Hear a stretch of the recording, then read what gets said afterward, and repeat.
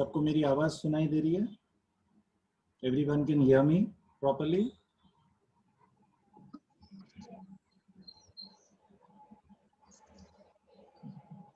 Yes. Okay. Thank you. Thank you, Akshay, once again. यदि हम सब ने ध्यान से सुना, अक्षय ने जो वचन के द्वारा बांटा कि परमेश्वर ने हमें क्यों बुलाया है, हमें नियुक्त किया है ताकि जाकर हम सुसमाचार को बांटे, जाति जाति को सुसमाचार बांटे और पिता पुत्र और पवित्र आत्मा के नाम से बपतिस्मा दे।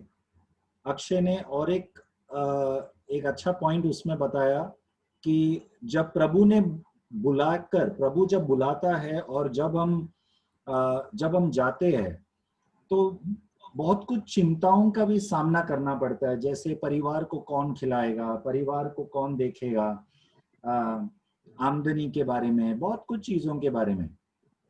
ओके, तो वो एक अच्छा पॉइंट अक्षय ने उठाया। ये बहुत ही प्रैक्टिकल चीज है। जब हम यशायाह का पुस्तक से भी जब हम सीख रहे थे परमेश्वर का बुलावट के बारे में, कैसे परमेश्वर यशायाह को बुलाया, या सामान्य तौर पे परमेश्वर ने बुलाया और यशायाह ने उत्तर दिया कि मैं जाऊंगा। लेकिन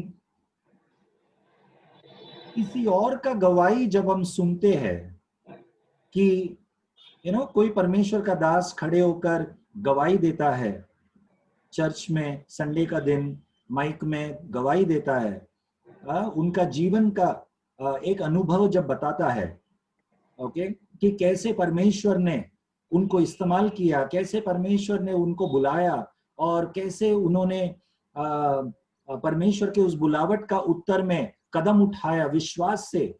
पिछले काफी सालों से परमेश्वर विश्वास से चला रहा है।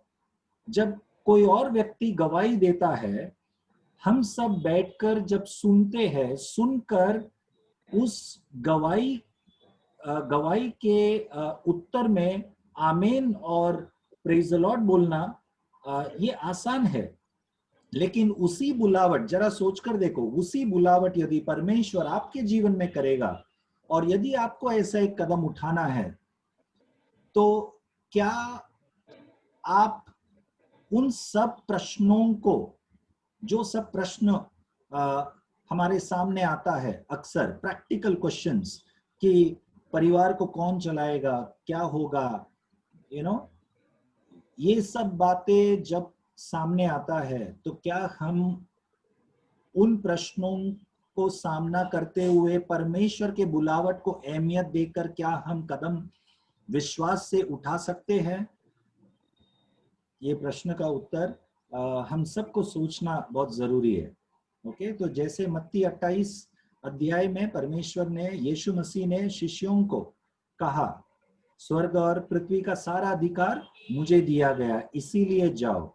ओके, तो वहां पर एक कारण दे रहा है यीशु मसीह, क्यों मैं तुम्हें बुला रहा हूं एक सेवकाई के लिए, क्यों मैं तुम्हें आज्ञा दे रहा हूं जाने के लिए। ऐसा यीशु मसीह एक कारण दे रहा है। वो एकमात्र कारण है क्योंकि स्वर्ग और पृथ्वी का सारा अधिकार मुझे दिया है। ओके, तो क्योंकि वो अधिकार परमेश्वर के पास है, सब लोगों के ऊपर का अधिकार। इस संसार में अनेक अधिकारी लोग हैं, बहुत सारे अधिकारी लोग हैं, अधिकार के पद में बहुत सारे लोग हैं। ओके, लेकिन सब अधिकार से भी ऊपर है किसका अधिकार? यीशु मसीह का अधिकार। ये हम ज्ञान के रूप में तो हम जानते हैं, परंतु जब हमारा समय आता है, जब हमारा नंबर लगता है कुछ निर्णय लेने का, कुछ कदम उठाने का, तब हम बहुत कुछ, वो निर्णय लेने से क्या परिणाम होगा, इन चीजों को सोचकर हम इतना चिंतित हो जाते हैं और हम निर्णय नहीं लेते हैं। क्या होगा? हम भूल जाते हैं कि परमेश्वर का सब चीजों के ऊपर अधिकार है। God has all authority. So why do I fear and be anxious? God has commanded, let us take a step of faith. That is what we should think always. हम हमेशा ऐसा सोचना बहुत जरूरी है। Okay, so obedience is better than sacrifice. यशायाह का पुस्तक का अभ्यास में अभी अभी का जो हम यशायाह का पुस्तक से जो अभ्यास कर रहे हैं वो अध्याय अध्याय से नहीं, परंतु जो आखिरी के काफी पुस्तकों में अध्यायों में अनेक विषयों को लेकर बहुत ही विस्तार में बहुत सारे अध्यायों में लिखा है। Okay, the book of Isaiah that we are studying right now, it is not chapter by chapter, but because the message that God gave through Isaiah, it is spread out through many chapters at a stretch. तो इसीलिए हम बहुत सारे अध्यायों से कुछ वचनों को देखकर एक विषय के बारे में हम देखेंगे। विषय, we will look at a topic which is spread across many chapters in Isaiah. Okay, so पिछले बार मैंने आपको एक विषय के बारे में बताया यशायाह के पुस्तक के द्वारा, जो परमेश्वर यशायाह नबी के द्वारा इजराइल लोगों से आने वाला मसीहा का दुख उठाना, पीड़ा सहना और हमारे लिए एक नम्र सेवक बनकर जो दुख उठाया, ऐसा एक मसीहा के बारे में भविष्यवाणी किया यशायाह ने।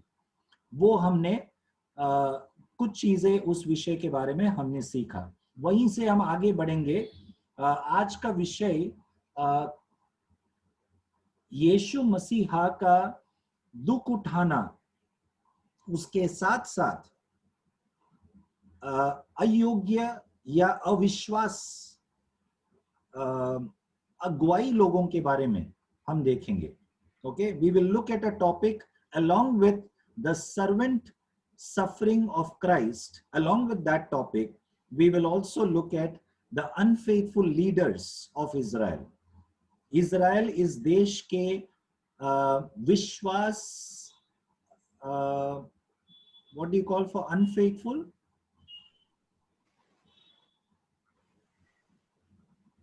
अविश्वास योग्य, अविश्वास योग्य या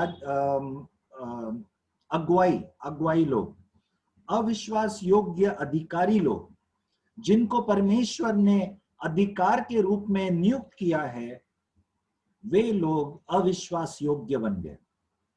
ओके, लेकिन उसी समय हम तुलना करेंगे आज कैसे यीशु मसीह एक विश्वास योग्य अधिकारी और अगुवाई बनकर दुख सहा और अंत तक विश्वास योग्य रहा, वो हम देखेंगे। तो यशायाह के पुस्तक में जाएंगे, उसका 57 is called 57, right? हाँ 57 अध्याय, उसका पहला और दूसरा वाक्य पढ़ेंगे। Isaiah chapter 57 verse 1 and 2। धर्मी जन नष्ट होता है और कोई इस बात की चिंता नहीं करता।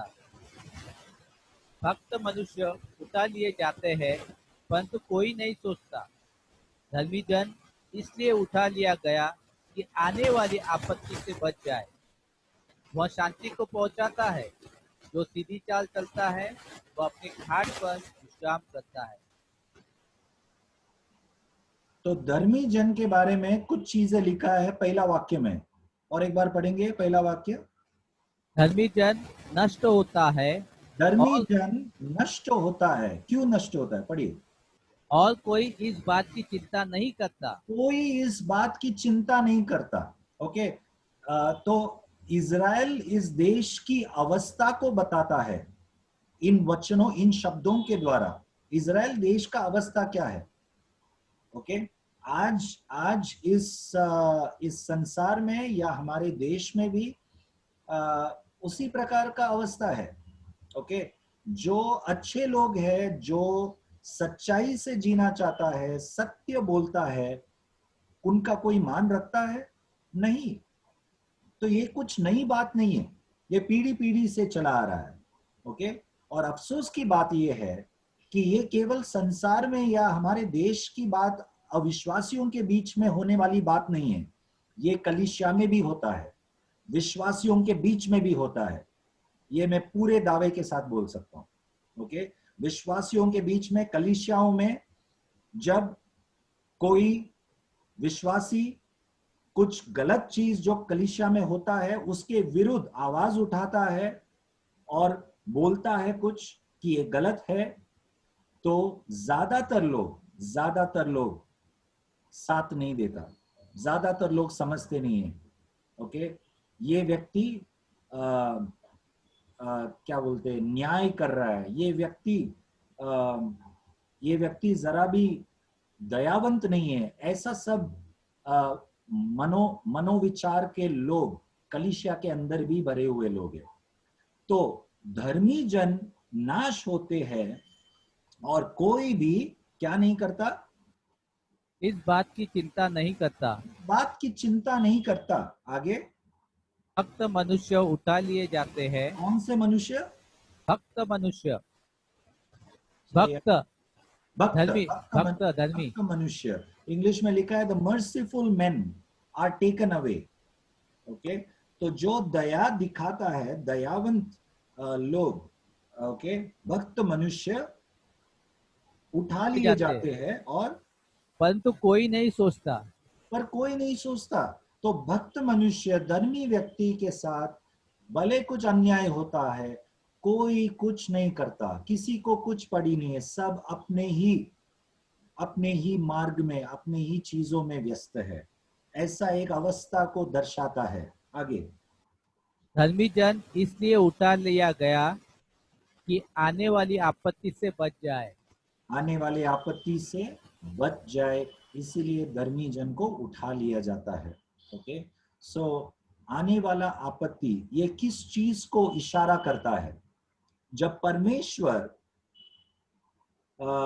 लोगों के अधर्मता, लोगों के अन्याय, जो पहला वचन के पहले कुछ शब्दों में जो लिखा है ना कि धर्मी जन नाश होता है और किसी को कुछ परवाह नहीं है, तो जब धर्मी जन नाश होता है और किसी को परवाह नहीं होता है, ऐसे लोगों को परमेश्वर न्याय करेगा। लेकिन वो न्याय करने के पहले परमेश्वर उस धर्मी व्यक्ति को उठा लेगा, ताकि वो आपत्ति उस धर्मी व्यक्ति के ऊपर ना आए।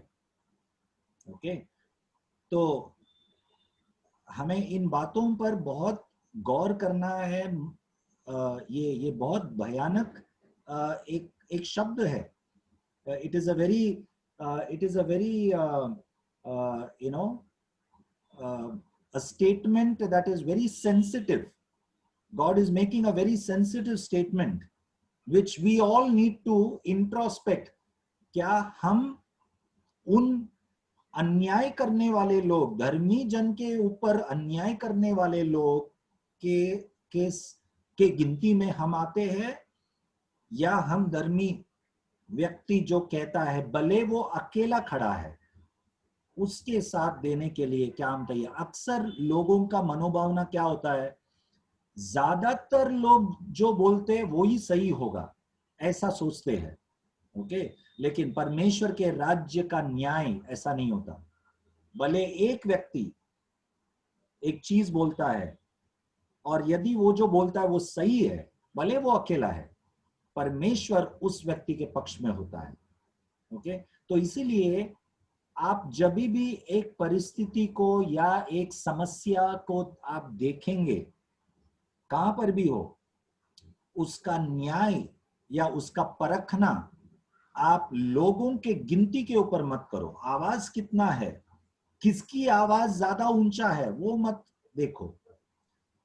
व्यक्ति क्या बोलता है, क्या वो सही है गलत है, बस उतना देखना है। वो हो सकता है एक छोटा बच्चा हो सकता है कलीसिया का सबसे गरीब व्यक्ति हो, जिसका कोई मायना, ज्यादातर लोग कुछ मायने नहीं देता है। हो सकता है वो ज्यादा खूबसूरत नहीं है, ओके, कोई अच्छा कपड़ा नहीं पहनता है, ओके, हो सकता है वो कलीसिया के बहुत ही पीछे के भाग में जाकर बैठता है हमेशा, ओके, लेकिन सही है क्या गलत है उसका परख या न्याय हमें लोगों के बाहरी रूप को देखकर नहीं करना है, नहीं तो परमेश्वर के नजर में हम गलत ठहराए जाएंगे। तो इज़राइल इस देश का, परमेश्वर के लोगों के, इस प्रजा का ऐसा एक अवस्था यहां पर हमें दिखाई देता है। Okay, so we are talking about unfaithful leaders of Israel, क्योंकि अविश्वास योग्य अगुवाई लोग इज़राइल में थे, इसीलिए इस प्रकार के अन्याय होते थे। 56 अध्याय में हम देखेंगे, उसका 9वां वाक्य से पढ़िए, 56 यशायाह 56 अध्याय उसका 9वां वाक्य से। ए मैदान के सब जंतुओं, ए वन के सब पशुओं, खाने के लिए आओ। उसके पहलुए अंधे हैं, वे सब के सब अज्ञानी हैं, वे सब के सब गूंगे कुत्ते हैं जो भौंक नहीं सकते। ये वे किसके सब बारे में, ये किसके बारे में कह रहा है? 10वां वाक्य का शुरुआत क्या बोलता है? उसके पहलुए, सॉरी, उसके पहलुए हाँ, पहलवे मतलब रखवाले। रखवाले। हाँ, जो इज़राइल प्रजा के रखवाले लोग कैसे हो गए हैं, उनका अवस्था क्या है? इंग्लिश में लिखा है द वॉचमैन। ओके, उसका उसका जो वॉचमैन है वो अंधे हो गए हैं। तो रखवाले किसको बोलते हैं? एक एक देश का रखवाला या एक संगति का रखवाला, इज़राइल प्रजा का रखवाला वहां के अगुवाई लोग हैं। ओके, हमेशा ये याद रखो, एक एक लीडर जो होता है वो कोई भी हो, देश का लीडर हो, प्रधानमंत्री, मुख्यमंत्री, कोई भी हो, या कलीसिया का लीडर हो, या पासवान हो, या परिवार का मुखिया जो पति है वो हो, कोई भी हो, जब ये अगुवाई लोग या ये लीडर लोग, इनको क्या नाम यहां पे दिया गया है? रखवाला। ओके, तो कुछ चीजों का रखवाला है हम, कुछ चीजों का रखवाला है। लीडरशिप जो है ना, अगुवाईपन, ये कुर्सी की बात नहीं है, स्थान की बात नहीं है, ये कार्य की बात है, कार्य। Leadership is in action, not in position. Leadership is the biblical leadership is the servant leadership, servanthood, serving others, दूसरों का सेवा करना। ऐसा लीडरशिप या ऐसा अधिकार वचन में सिखाया जाता है। ओके, जब अधिकारी ऐसा शब्द आप पढ़ते हो वचन में, या अगुवाई या लीडर, ये शब्द जब आप वचन में पढ़ते हो, वो एक स्थान या एक कुर्सी में बैठकर राज करना वो नहीं है। वचन का शिक्षण एक लीडर के बारे में सेवा करना, उस कुर्सी से उतर के लोगों के सेवा करना, दैट इज लीडरशिप। ओके, और रखवाला ये शब्द इस्तेमाल किया गया है कई जगह पर वचन में। रखवाला, रखवाला लीडर को बोलता है। ओके, जो अगुवाई है वो रखवाला है। कौन से चीजों का रखवाला?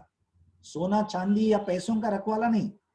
ओके, लेकिन लोगों का आत्मिकता का रखवाला। What do you call for integrity? ईमानदारी, वफादारी। हाँ, ईमानदारी, वफादारी, इन सब गुणों का रखवाला। Okay, the moral life, watchman, a leader is a watchman of the moral life of himself and the people. Okay, what do you call for moral life? नैतिक जीवन, नैतिक। नैतिकता, नैतिकता, लोगों के नैतिकता। ओके, आपके परिवार का नैतिकता का रखवाला करना, ये परिवार का सर जो है, मुखिया जो है, पति, उनका जिम्मेदारी है। कलीसिया का नैतिकता, मोरालिटी और इंटेग्रिटी आपने क्या बताया? ईमानदारी, वफादारी। ईमानदारी, वफादारी, इन सब, पवित्रता, कलीसिया में पवित्रता कायम रहना, उसका रखवाला बनकर परमेश्वर ने अगुवाई लोगों को रखा है, लीडर्स लोगों को, पासवान को रखा है। अब देश में आ जाओ, देश में पवित्रता कायम रहना, भलाई कायम रहना, शांति कायम रहना, उसके लिए रखवाला परमेश्वर ने अधिकारी लोगों को रखा है, भले वो अविश्वासी लोग हैं, देश के प्रधानमंत्री ऐसे लोग।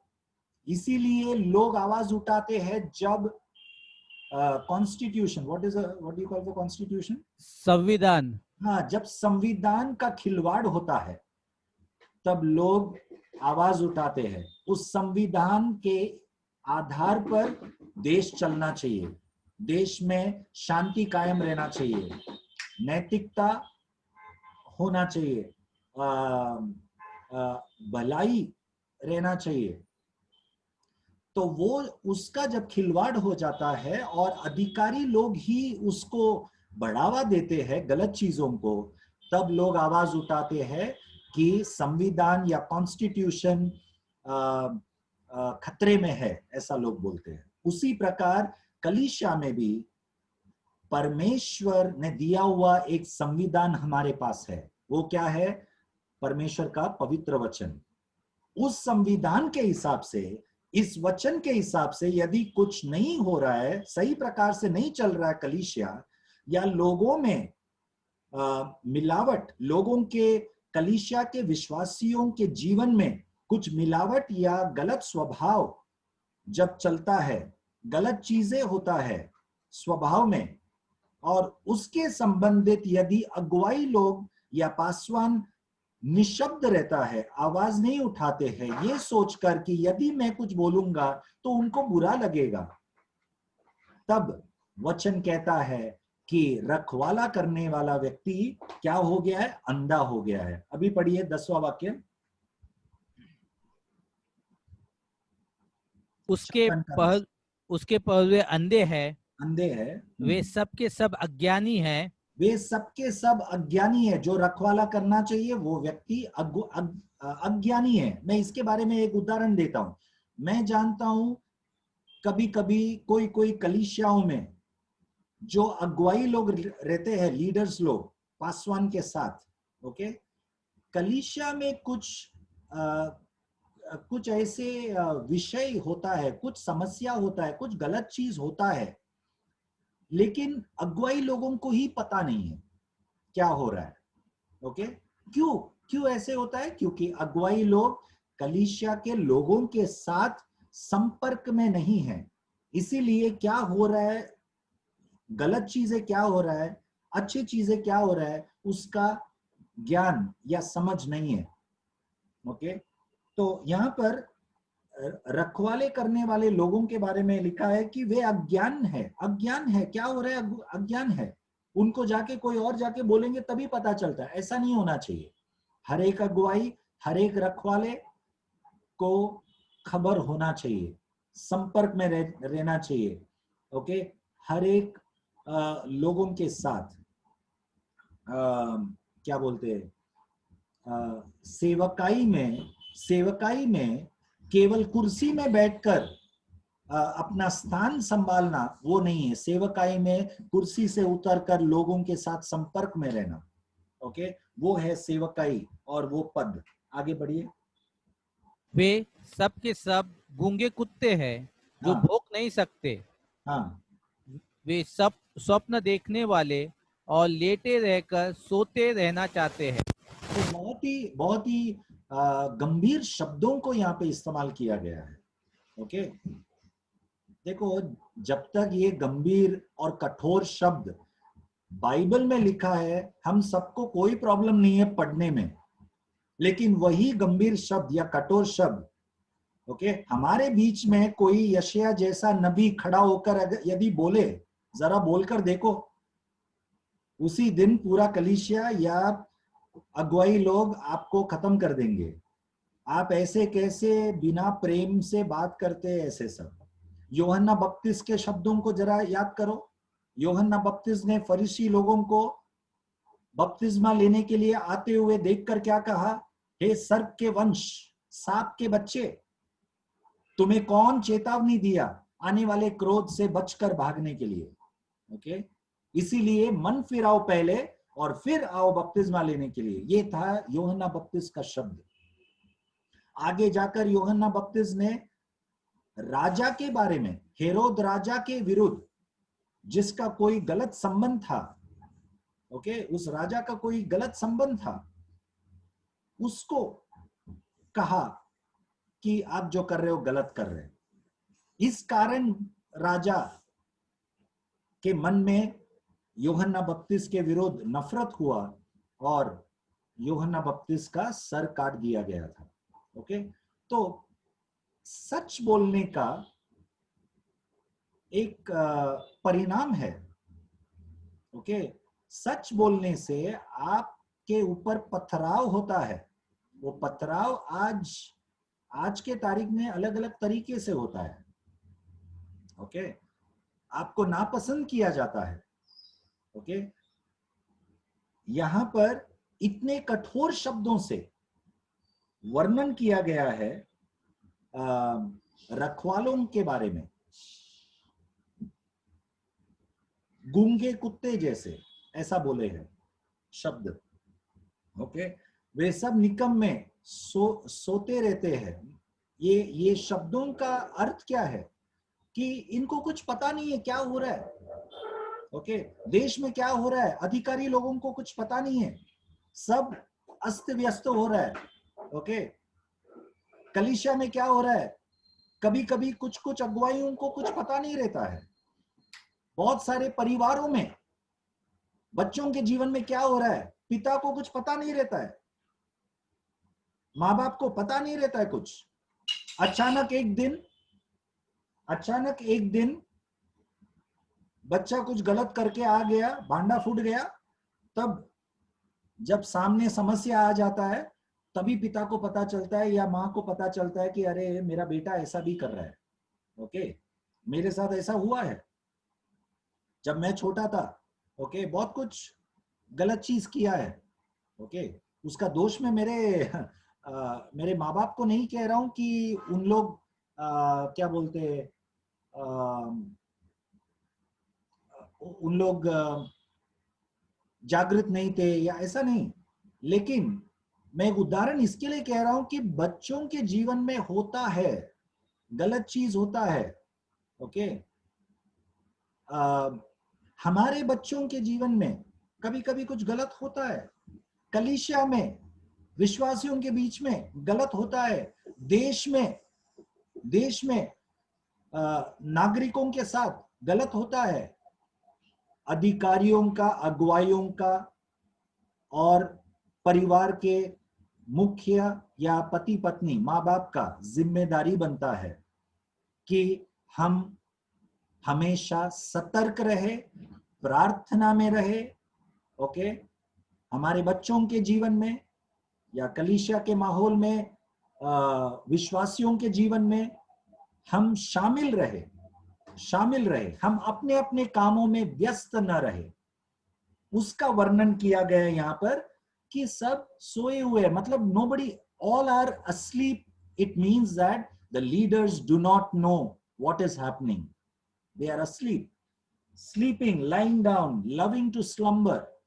They love to slumber. Karate मारकर सो रहे, अपने अपने जीवनों में व्यस्त है। ऐसा नहीं होना है। हम सब इन वचनों के द्वारा सुनकर हम सब जागृत हो जाए। हम सब माँ बाप जो मुझे सुन रहे, ओके, मुझे शामिल करके मैं कह रहा हूं। ओके, हम सबको जागृत रहना है। हमारे परिवार में क्या हो रहा है, हमारे बच्चों के जीवन में क्या हो रहा है, उनके पढ़ाई लिखाई में क्या हो रहा है, स्कूल में जा रहे वो क्या कर रहे हैं, ओके, कॉलेज में जा रहे क्या कर रहे हैं, उनके दोस्त लोग क्या। मैं ये नहीं बोल रहा हूँ कि उनके पीछे क्या बोलते हैं, एक जासूस बन के चलो, वो नहीं बोल रहा हूं मैं, सॉरी, वो गलत मनोभावना का बात नहीं कर रहा हूं। नहीं, क्या हो रहा है जानना चाहिए का मतलब ये है कि आप दिलचस्पी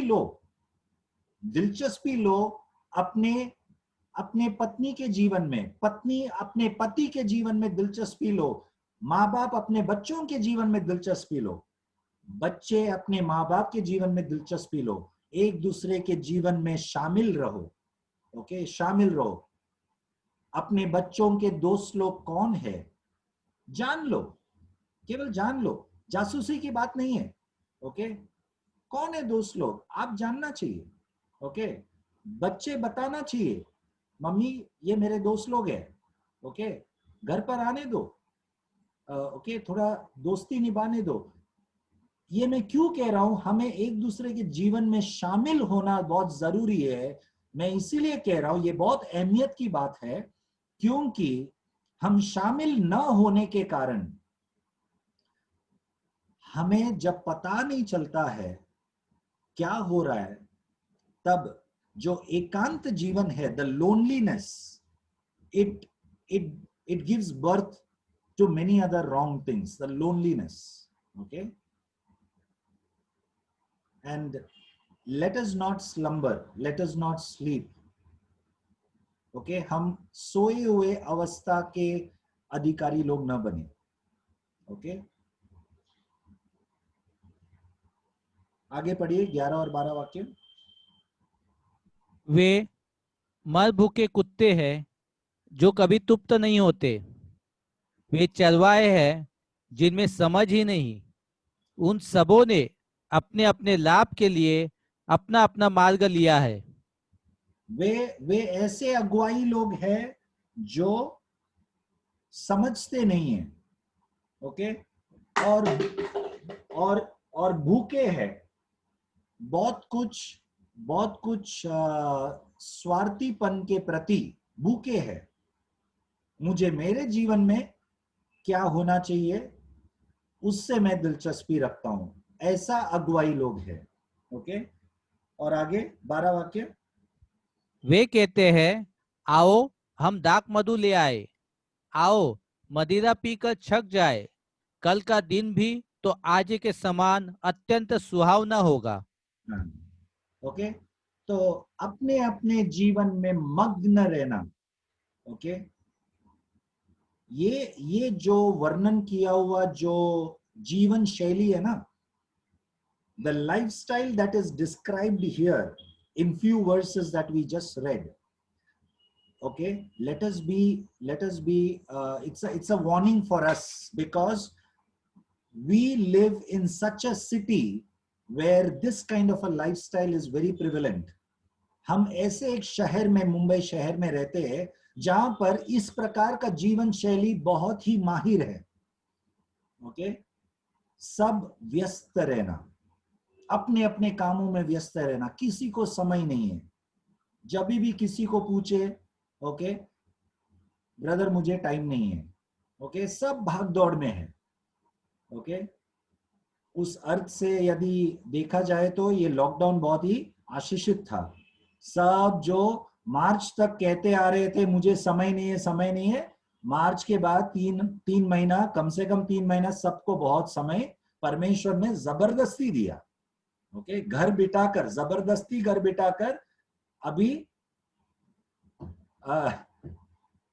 अच्छा लगे या ना लगे, सब पति लोग अपने अपने पत्नी का चेहरा देखना है घर पे बैठ के, और पत्नी लोग अपने अपने चेहरा, पति के चेहरा को देखना है, बच्चों के चेहरा को देखकर है। और 3 महीना एक दूसरे का चेहरा देखकर फिर कंटाल आ गया सबको। ओके, और सब लोग सोच रहे अब मैं कब जाऊं काम पर। वही लोग जो रविवार के बाद सोमवार जब आता है, सब लोग काम पे जाने से हिचकिचाते हैं और गाली देते हैं, अरे यार मंडे आ गया, छुट्टी खत्म हो गया। अब ऐसा माहौल आ गया, लोग राह देखते हैं मंडे कब आएंगे, हमें काम पर जाना है, घर पर बैठकर कंटाल आ गया। ओके, परमेश्वर का कार्य देखो, जिन चीजों से हम दूर रहकर हम व्यस्त रहते हैं हमारे कामकाज और जीवन के भागदौड़ में, परमेश्वर उन चीजों से हमें अलग करके जिन चीजों पर हम अहमियत देना चाहिए उन चीजों के साथ हमें जबरदस्ती बिठाया। ओके, हम इन सब चीजों से एक सीख लेना चाहिए। यदि हम सीख नहीं लेंगे, अभी लॉकडाउन खत्म हो रहा है धीरे धीरे, और हम फिर भागदौड़ में भागेंगे। ओके, काम पे नहीं जाना है नहीं बोल रहा हूं मैं, व्यस्त नहीं रहना चाहिए ये नहीं बोल रहा हूं मैं, लेकिन हमारे व्यस्त जीवन में हमें किन चीजों को अहमियत देना चाहिए, वो सीख जो प्रभु ने हमें लॉकडाउन के समय पर दिया, उन चीजों पर हमें अहमियत देते हुए कामकाज में जाना है। और वो अहमियत क्या है? परिवार। वो अहमियत क्या है? प्रार्थना, वचन, एक दूसरे के साथ संगति। ओके, वो है अहमियत। ओके, लॉकडाउन के समय पर लोगों को समय ही समय था, और भी हमें वचन सुनना है, और भी बाइबल स्टडी चाहिए। ये लॉकडाउन होने के बाद भी यही मन रखना है हमें। ओके, क्योंकि जब मार्च के पहले का समय पे मैंने ऐसा कभी नहीं सुना विश्वासी लोग बोलते हुए, बाइबल स्टडी में आओ बोलेंगे तो विश्वासी लोग बोलते हैं टाइम नहीं है, मैं जॉब से बहुत लेट आता हूँ रात को। ओके, लेकिन लॉकडाउन के समय पर सबको समय है, एक से भी बढ़कर बाइबल स्टडी, कितने सारे वचन जूम के द्वारा, बहुत सारे वचन लोग अलग अलग प्रचारकों का वचन सुनते हैं पूरे हफ्ते भर कर। ओके, वही मनोभावना हमें रखना है। जॉब करते करते हर चीजों को जो अहमियत देना है वो अहमियत हमें देना है। कामकाज के लिए भी देना है, बच्चों के लिए भी देना है, परिवार के लिए भी देना है, वचन के लिए भी देना है, बाइबल स्टडी के लिए, हर चीजों के लिए। ओके, बांटना है, हमें बांटना है। ओके, हमें मग्न नहीं रहना है, हमें क्या बोलते हैं, हमें खोया हुआ नहीं रहना है। ये मदिरा पीकर खो जाना, उसका अर्थ वो है, हो सकता है हम में से कोई दारू नहीं पीता हो या मदिरा नहीं पीता हो, लेकिन फिर भी हम जीवन के भाग दौड़ में, हम जैसा पिया हुआ व्यक्ति पीकर क्या बोलते हैं, खोया हुआ रहता है, वैसे जीवन के भाग दौड़ में हम न पीकर भी खोया हुआ रहता है। ओके, वो अवस्था को दर्शाता है। So let us take all this words very seriously. Where are we standing? हम कहां पर है? क्या हमारे जीवन में सुधार करने की कोई क्षेत्र है? तो हम सुधार करें, हम अपने आप को जांचें।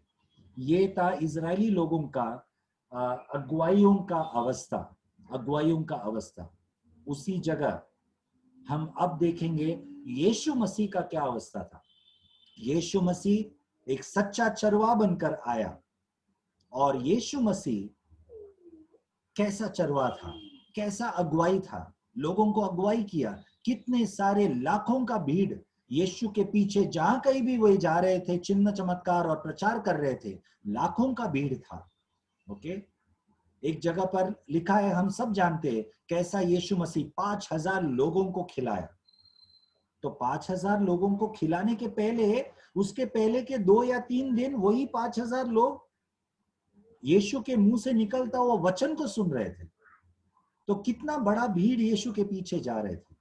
ओके, लेकिन यीशु मसीह कैसा अगुवाई था, कैसा लीडर था, कैसा चरवाहा था, ये हम देख सकते हैं उनके जीवन शैली, उनका लाइफस्टाइल से हमें दिखाई देगा। उनका लाइफस्टाइल क्या था? मनुष्य का पुत्र को सर रखने के लिए भी जगह नहीं। ये यीशु मसीह का एक जीवन शैली को दर्शाता है, एक लाइफस्टाइल को दिखाता है। The Son of Man does not have place to even lay his head. This describes the lifestyle of Jesus. What kind of a lifestyle was he living? Not a very lavish and a rich lifestyle. No. जब एक शिष्य ने यीशु को, यूहन्ना बपतिस्मा का एक शिष्य ने यीशु मसीह से पूछा, गुरु आप कहां पर रहते हो? यीशु ने कहा, आकर देख। Come and see. That is what Jesus said. Okay? क्या दिखाने के लिए लेकर गया यीशु मसीह ने यूहन्ना बपतिस्मा के शिष्य को? बहुत बड़ा एक महल, कितना 2-3 मेरा बड़ा बड़ा गाड़ी है, वो दिखाने के लिए नहीं। मुझे सर रखने के लिए भी जगह नहीं है। आकर देख मैं कौन से अवस्था में रहता हूं। ये सब जानकर, इस सच्चाई को जानकर भी क्या तू मेरे पीछे चलना चाहता है? सच्चाई को देखकर मेरे पीछे चलने का निर्णय लो। इसलिए यीशु मसीह ने खुला बताया अपना जीवन कैसा है। ओके, यदि कोई मेरे पीछे चलना चाहता है, ओके, तो पहला अपने आप को इनकार कर, अपने आप को त्याग ले, अपना क्रूस उठा, क्योंकि मैं भी अपने आप को त्याग कर इस धरती में आया। फिलिपियों का 2 अध्याय उसका 5वां वाक्य में क्या कहता है? जो यीशु मसीह का मन था वही मन तुम्हारे अंदर भी रहे। कौन सा मन था यीशु के अंदर? पढ़िए ब्रदर, फिलिपियों का 2 अध्याय उसका 5वां वाक्य।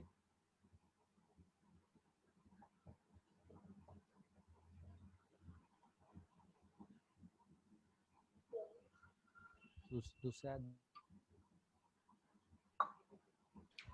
और 5:2 ये 2:5, 2 अध्याय 5वां वाक्य।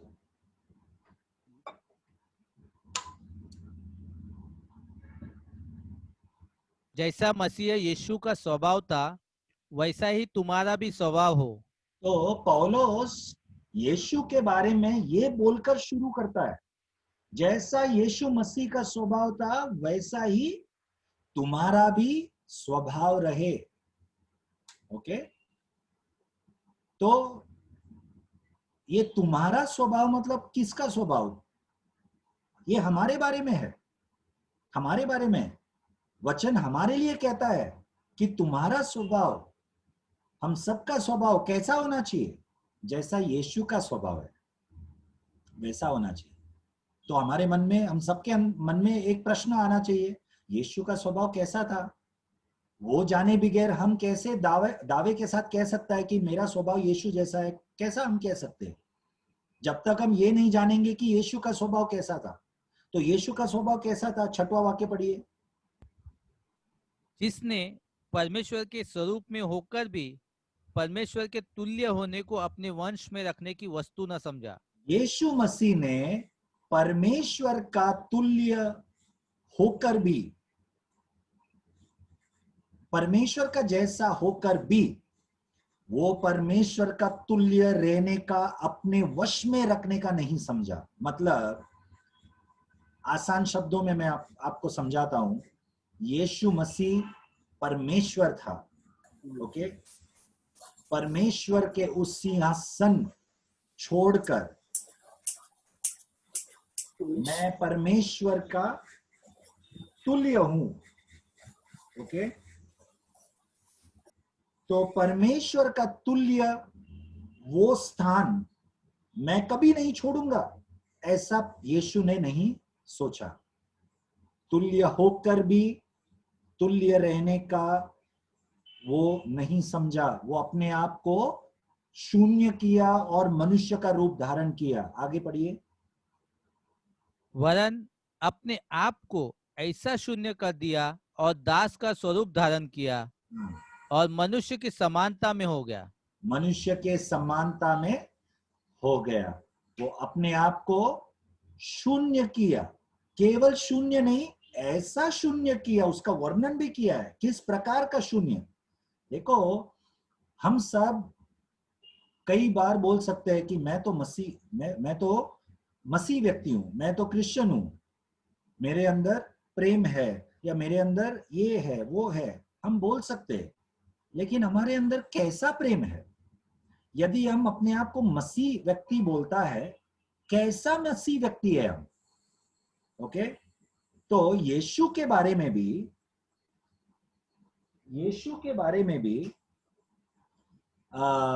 यहां पर पौलुस वर्णन क्या करता है यीशु के बारे में? कि यीशु मसीह ने अपने आप को शून्य किया। केवल उतना नहीं कहता, लेकिन कैसा शून्य किया? तो शून्य किया बोलना तो बहुत आसान है, लेकिन कैसा शून्य किया? अपने आप को दास के स्वरूप में, दास का स्वरूप में सब कुछ छोड़कर शून्य किया। ऐसा नहीं कि स्वर्ग का वो सिंहासन भी एक तरफ रखा और मनुष्य का रूप भी साथ में, दोनों पकड़ के रखा, ऐसा नहीं। यीशु मसीह ने स्वर्ग का जो सिंहासन है वो छोड़ दिया, ऐसा शून्य किया, ऐसा शून्य किया। अपना सब कुछ छोड़कर मनुष्य का रूप धारण किया, एक पापी मनुष्य का शरीर लिया। ओके, ये है सच्चा चरवा या सच्चा अगुवाई, या एक रखवाला, जो बोलते हैं ना, अगुवाई को रखवाला जैसा बोलते हैं। अधिकारी व्यक्ति का एक सच्चा स्वभाव ये है कि वो अपना स्थान को पकड़कर नहीं बैठेगा। यदि परमेश्वर आपको, आप में से किसी को भी अगुवाई बनाता है, ओके, या एक लीडर बनाता है, या कोई भी बुलावट से बुलाता है, उस बुलावट को, परमेश्वर के बुलावट को एक स्थान के रूप में मत देखो, एक कुर्सी के रूप में मत देखो। It is not the office, it is not the position, it is the service. Okay, a pastor, a leader, an evangelist, or a prophet, or a teacher of the word, it is not the position, but it is the service. It is a service. जैसा हमने कुछ हफ्ते पहले पढ़ा, प्रभु ने किसी किसी को पासवान जैसे बुलाया है, किसी किसी को सुसमाचारक जैसे बुलाया है, किसी किसी को भविष्यवक्ता जैसे बुलाया है। हर एक को अलग अलग बुलावट है। तो परमेश्वर के इन बुलावटों को एक स्थान के रूप में हम न बदले। पासवान, पास्टर का बुलावट एक स्थान नहीं है, तो क्या है? सेवकाई है, सेवा है, सेवा है। Okay, so let us all remember that, let us all remember that यीशु मसीह वो बुलावट एक सच्चा सेवक बनकर पूरा किया। क्या बुलावट था यीशु के जीवन में? लोगों को अगुवाई करना, लोगों को एक सच्चा चरवाहा बनकर, ओके, लोगों ने उनको यहूदियों का राजा करके ऊंचा उठाया यीशु मसीह को। परंतु यीशु कभी भी सिंहासन पर, एक राजा बनकर सिंहासन पर बैठने का ख्वाब नहीं देखा। ओके, वही लोग जो यीशु मसीह को यहूदियों का राजा करके ऊंचा उठाया, थोड़े दिनों के बाद, ओके, फसह का त्योहार का दिन, वही लोग यीशु मसीह को के बारे में पिलातुस के सामने चिल्ला चिल्ला कर कहा, इसको क्रूस पर चढ़ाओ, क्रूस पर चढ़ाओ कर।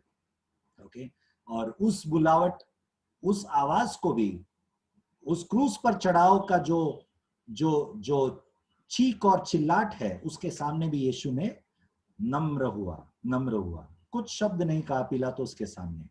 क्या तू नहीं जानता कि मेरे पास अधिकार है तुझे क्रूस पर चढ़ाने का?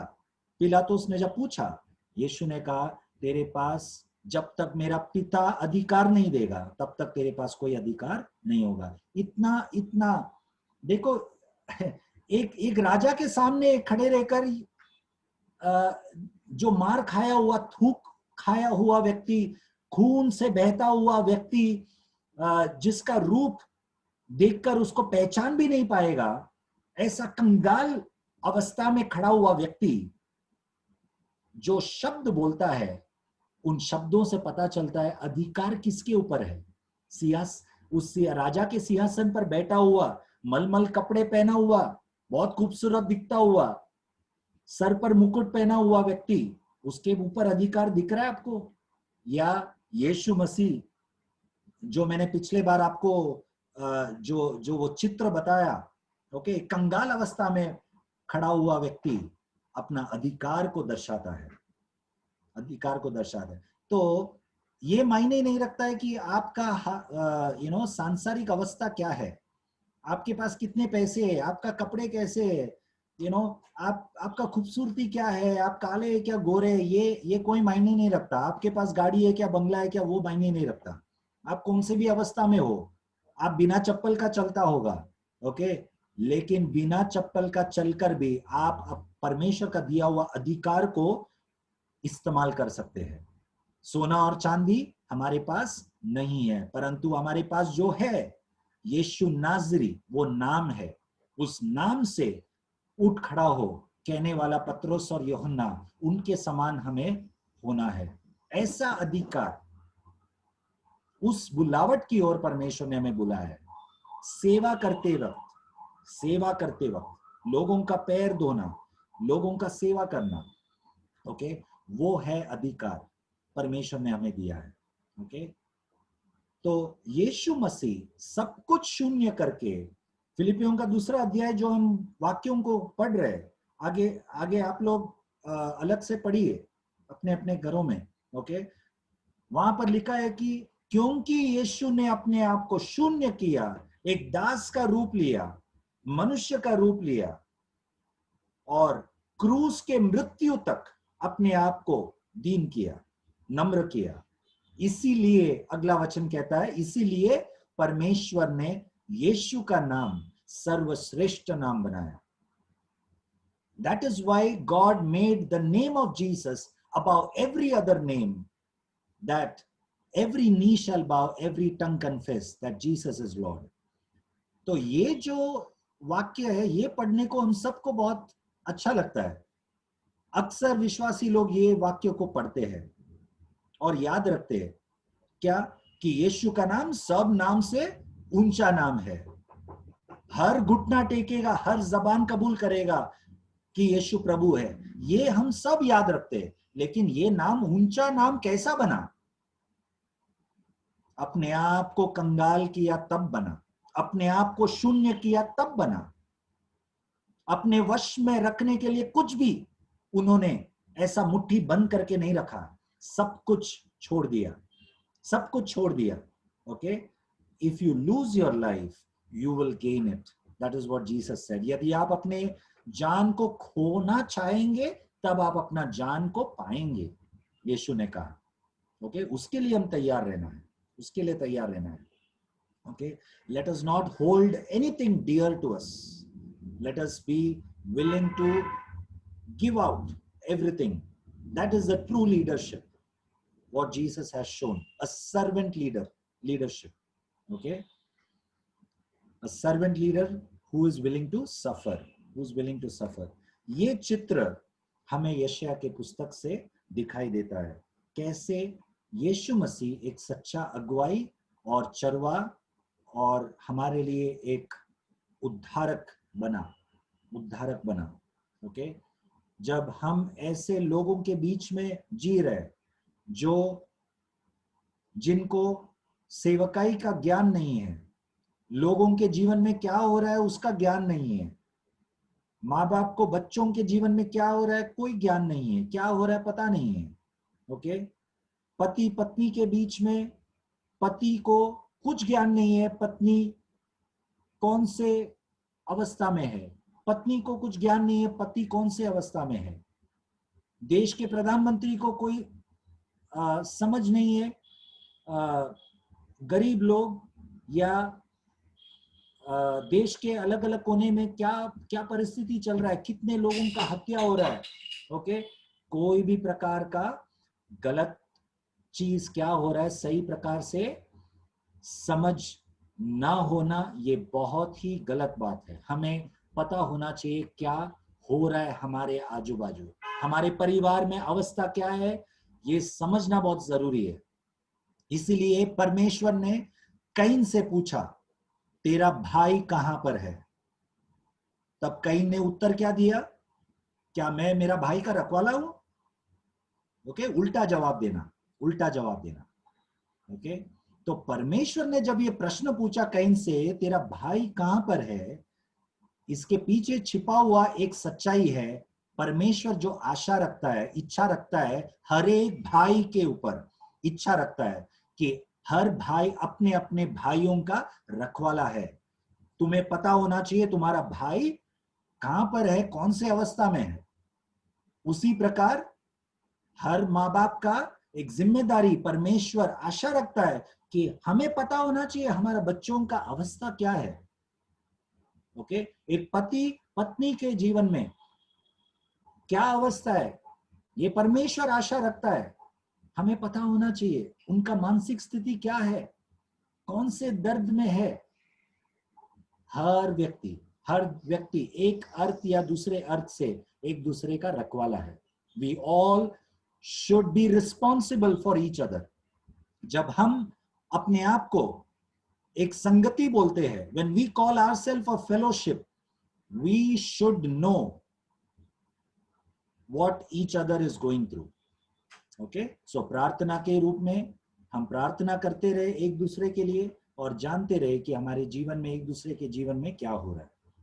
क्या हो रहा है जानने के लिए जानकारी प्राप्त करने वाला व्यक्ति का सिर्फ जिम्मेदारी नहीं है, परंतु यदि आपके जीवन में कुछ हो रहा है आपका भी जिम्मेदारी है दूसरों को बताना। इसलिए कुछ हफ्ते पहले मैंने बताया केवल पास्टर का जिम्मेदारी नहीं है हर एक विश्वासियों के जीवन में क्या हो रहा है हमेशा फोन करके पूछना।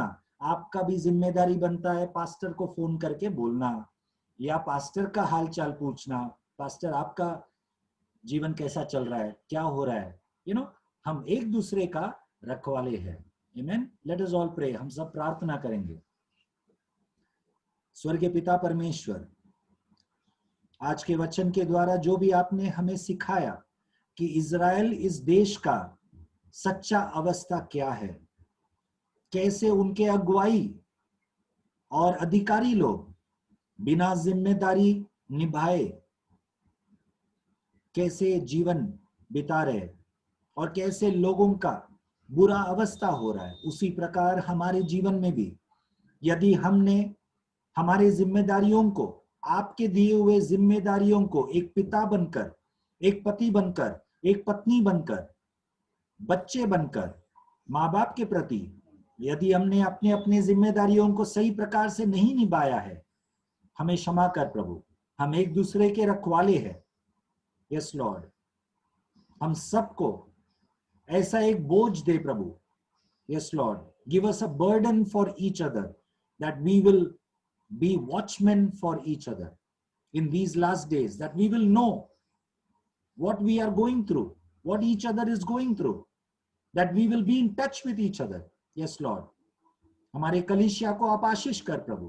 पास्टर के लिए हम प्रार्थना करते, हर एक अगुवाइयों के लिए प्रार्थना करते, कलीसिया के हर एक को आप आशीष कर प्रभु। इन वचनों के द्वारा हर एक को सतर्क बना प्रभु। धन्यवाद प्रभु, आपने प्रार्थना सुना, इसके लिए यीशु के नाम से हम मांगते। आमीन।